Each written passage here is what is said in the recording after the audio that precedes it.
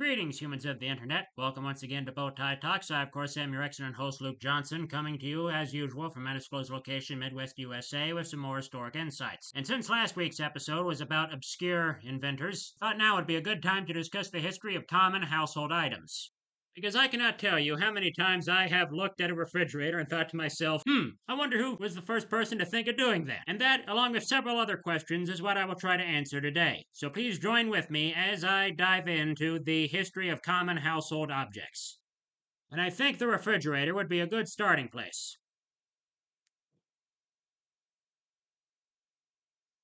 The first instance of artificial refrigeration was demonstrated by a Scottish physician and college professor named William Cullen.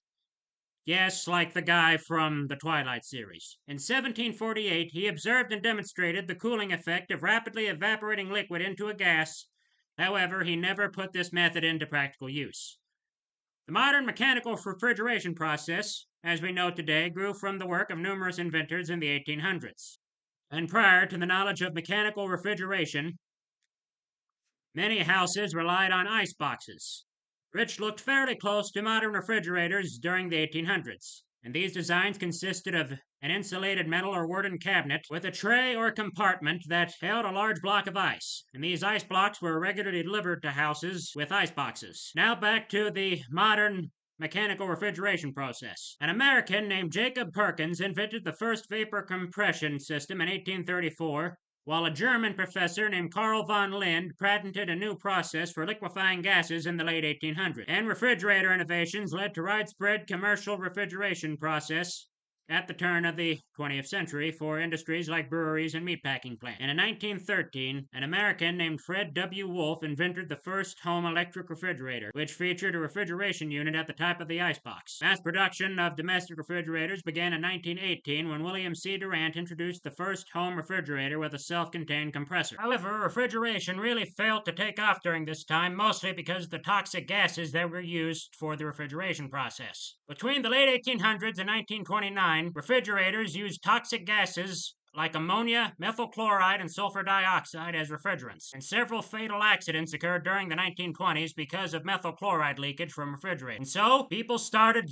leaving their refrigerators in their backyards. And this led to a rare partnership between three home appliance companies, Frigidaire, General Motors, and DuPont, to search for a less dangerous method of refrigeration. And so, in 1928, a man named Thomas Midgley Jr., aided by a man named Charles Franklin Kettering, invented a new miracle compound they called Freon, which represented several different chlorofluorocarbons, or CFCs as they're called, which are used in commerce and industry. And to anyone wondering, CFCs are a group of organic compounds that contain the elements carbon and fluorine, and in many cases, other. Now, Charles F. Kettering was, to say the least, a very enterprising man. He invented the first electric automobile ignition system, and he was also the vice president of the General Motors Research Corporation from 1920 to 1948. And the General Motors scientist, Tom Midgley, invented leaded gasoline. He was chosen by Kettering to head the research into the new refrigerants. And in 1928, Midgley and Kettering invented a miracle compound called Freon. And Frigidaire received the first patent for the formula for CFCs on December 31st, 1928. And in 1930, General Motors and DuPont formed the Kinetic Chemical Company to produce Freon. By 1935, Frigidaire and its competitors had sold 8 million new refrigerators in the United States using Freon made by the Kinetic Chemical Company. And in 1932, the Carrier Engineering Corporation used Freon in the world's first self-contained air conditioner unit, called an atmospheric cabinet.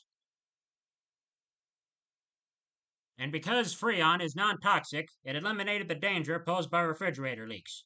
In just a few years, compressor refrigerators using Freon would become the standard for almost all home kitchens.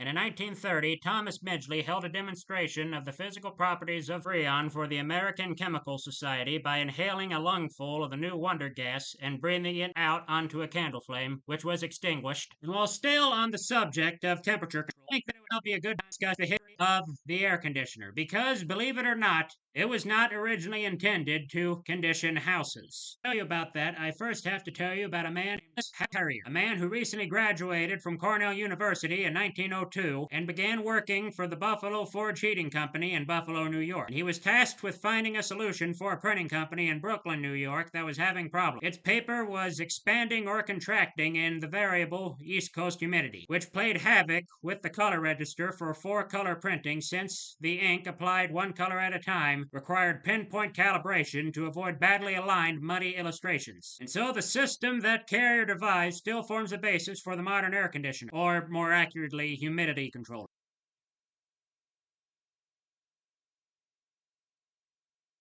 Air was forced through the filter of a piston drive compressor, where it was pumped over coils that were chilled using coolant. The cold air was then expelled in a closed space using a fan, cooling the room and stabilizing the humidity. Switch from piston power to the centrifugal chiller, which allowed much larger spaces to be cooled. He also replaced the toxic ammonia that had been the original cooling agent. And the air conditioner was just what the Brooklyn printer needed. The humidity problem vanished, and as the word got out, other companies began clamoring for Carrier's machine. And paper victories aside, the effect on humans was also recognized early on. Although commercial outfits such as manufacturing plants were their first customers, Carrier kept fiddling with his invention, and by 1915 he was running his own company, Carrier Engineering Corp., which supplied cooling systems to hotels, department stores, theaters, and eventually private homes. And among Carrier's early big-ticket customers was the U.S. Congress, the White House, and New York's Madison Square Garden. And the impact of air conditioning cannot be overstated. Cities in desert states like Arizona, New Mexico, humid states like Florida enjoyed an economic boom as people settled in large numbers protected from the elements by Carrier's invention. And the population shift, in turn, changed the political balance of the nation. Even the nature of architectural design changed, with perhaps the most conspicuous example being the smoky glass-clad skyscrapers that now dot almost every big city skyline. And Carrier died in 1950 at 73, but his company still exists and remains a major manufacturer of cooling and refrigeration systems. And that now brings us to our next common household item, and that, of course, would be superglue. Because of that coolant, I think it would be a good time to transition into sticky stuff. And much like Silly Putty, if you remember my episode on the history of accidental inventions, we have World War II to thank for superglue. During 1940, across the country were looking for ways to support the war effort, including the Eastern Kodak Company, you know, the company that makes the cameras. One of its inventors, a man named Dr. Harry W. Coover, accidentally discovered a new compound while attempting to make clear plastic gun sights for Allied soldiers. The compound he created was incredibly durable but too sticky to use, and so Coover and his team abandoned the substance, not wanting to get stuck, literally or figuratively, on it. And over a decade later, Coover would become known as Mr. Superglue when he rediscovered the adhesive compound while researching heat-resistant polymers for jet canopies. These adhesives required no heat or pressure to stick items together and hold them together permanently. And thus, in 1956, the patent for alcohol-catalyzed cyanocrylate adhesive composition / superglue was born. And Coover and the Eastman team took the patent and repackaged it for commercial sale as Eastman 910, which was later changed to superglue. The name stuck and is still used as a number of similar adhesive products today. And now that we've discussed adhesives, I think it's time to move on to something that does the exact opposite, and that, of course, is WD-40. The story for WD-40 began in 1953 when the Rocket Chemical Company was founded on September 23rd of that year by Norman B. Larson, Gordon Dawson, and John B. Gregory. And in 1953, in a small lab in San Diego, California, the three men set out to create a line of rust prevention solvents and degreasers for use in the aerospace industry. And it took them 40 attempts to get their water displacing formula to work. But on their 40th attempt, they got it right, and WD-40 was born. And WD-40 is short for Water Displacement 40th Formula, for those of you who are wondering. And that was the name straight out of the lab book used by by the chemists who developed the product. And the first company to use WD-40 was Convair, an aerospace contractor to protect the outer skin of the Atlas missile from rust and corrosion. And the product worked so well that several companies stuck cans of WD-40 out of their plant in their lunchboxes to use at home. And a few years later, the Rocket Chemical president, Norm Larsen, experimented with putting WD-40 into aerosol cans, reasoning consumers might find a use for their product in their home workshops and garages. And of course, he was right, which has saved my rear end on occasions, especially when I'm hungry, the microwave oven. The story goes that a man named Percy Spencer was working with a military-grade magnetron, which he held in one of his pockets, and the other pocket held his candy bar. And when he went to open his candy bar, he discovered, much to his surprise, that his candy bar had melted. And understandably curious about what had happened, Spencer ran another test with the magnetron. This time he put an egg. I always thought it was the origin of the expression egg in your. Spencer's grandson Rod would later laughingly say.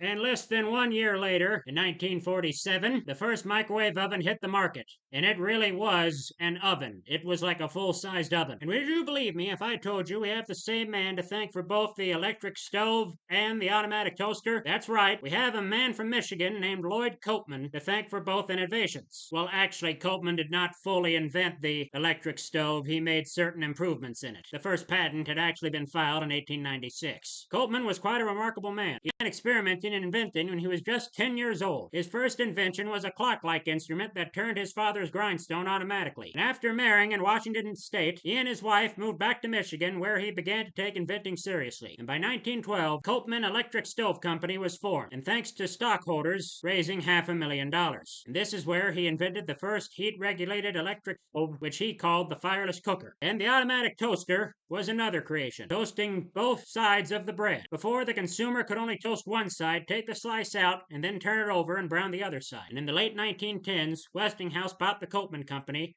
and Lloyd ended up inventing his most successful, profitable invention, the flexible rubber ice cube tray. And Lloyd had many other inventions patented, some made, some not, up to approximately 650 patents. All our time here today, folks. And I hope that you have learned something new from this whole experience, because I know I certainly have. For one thing, I think that we have learned that just because something was done intentional does not mean that it won't lead to further discoveries. We've also learned that if at first you don't succeed, try again. Just ask the men who developed the formula for WD-40 or water displacement 40th formula if you want to use the full term. For Eve, I would like to thank the people at militarytimes.com, mentalfloss, WD40company.com, historycooperative.org, thoughtco.com, 99wfmk.com, and popularmechanics.org for the information I used to make this episode. Thank you, goodbye, and God bless.